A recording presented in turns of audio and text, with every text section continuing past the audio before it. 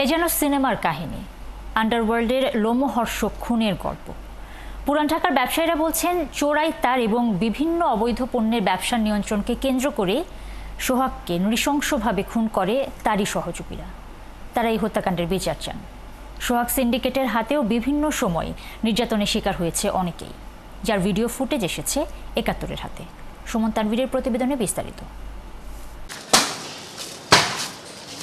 পুরান ঢাকার এই চায়নাপট্টি ও রজনী বোস লেনকে ভাঙারি ব্যবসার সদর দপ্তর বললে একটুও ভুল হবে না, যেখানে সারা দেশ থেকে আসে নানা ভাঙারি পণ্য।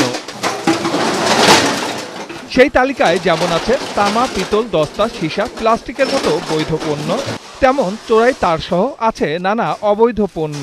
আর সেই অবৈধ ব্যবসার নিয়ন্ত্রণকে কেন্দ্র করেই গেল ৯ জুলাই ঘটে যায় নৃশংস ঘটনা। সোহাগ খুন হওয়ার পরপরই প্রথমে চাঁদাবাজি, পরে বলা হয় ব্যবসায়িক দ্বন্দ্ব। পুলিশও কথা বলছে প্রায় একই সুরে, তবে ৭১-এর অনুসন্ধান বলছে ভিন্ন কথা। মালের দোকান মানে হাড়িবাতি যারা বিক্রি করি একবার সমিতি আছে, আর বাঙালি সমিতি আলাদা। চায়নাপট্টি ও রজনী লেনের বেশিরভাগ ব্যবসায়ী সোহাগকে ব্যবসায়ী বলতেই রাজি নন। অবৈধ তার ও অ্যালুমিনিয়াম ব্যবসার সিন্ডিকেট নিয়ন্ত্রণ করত সোহাগ। জানিয়েই মহিন ও টিটু গ্রুপের সঙ্গে যত গন্ডগোল। এরা করতে সিন্ডিকেট ব্যবসা করতে লাভ নেই। কি সিন্ডিকেট ব্যবসা করতো এগুলা কি করতো না কেউ, তামা পিতল ব্যস্ত কি আলো কি করতে, মানে তার কি ইচ্ছা করলে এই মার্কেটে আর কেউ কিনতে পারবে না ওরা ছাড়া? এই সিন্ডিকেট কেউ দিয়ে পারবো না, আমাকে দেওয়া লাগবে, ওদেরই দেওয়া লাগবে না। আমার এই লাভজনক দেই তো লাভজনক, রাতারাতি বড় ওনারা তেমনটা চিনি না, মোটামুটি কিছুদিন যাবত আর কি দেখি যে ওখানে দোকান আসে, এসে বসে এই জায়গা।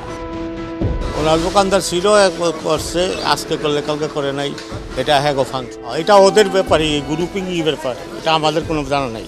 ওনাদেরকে তো দেখেই যেত না, ব্যবসায়িক আগে বলে আমি আমার দোকান চালাইতেছি বুঝা, ওনাদেরকে অত একটা দেখাও যেত না, বেশি একটা এটা ওই যে আসে মাল কিনে মাল বিক্রি করতেছে, ব্লগারি ব্যবসায়ী আর কি, যেটা বললি ৪-৫ ওর লগে সবার লগেই থাকতো আর কি।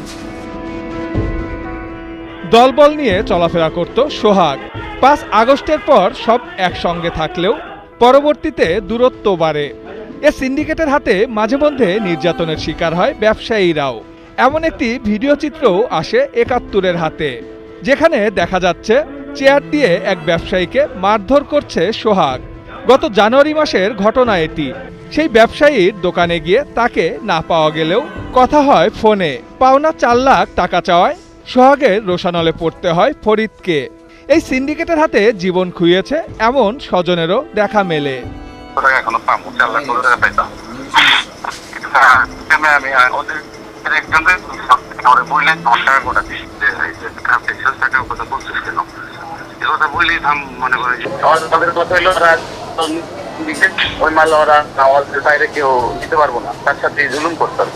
কোনো দলেরই আসে দিন বাইরে হত্যা করছে মিটফুডের পশ্চিম সাইডে।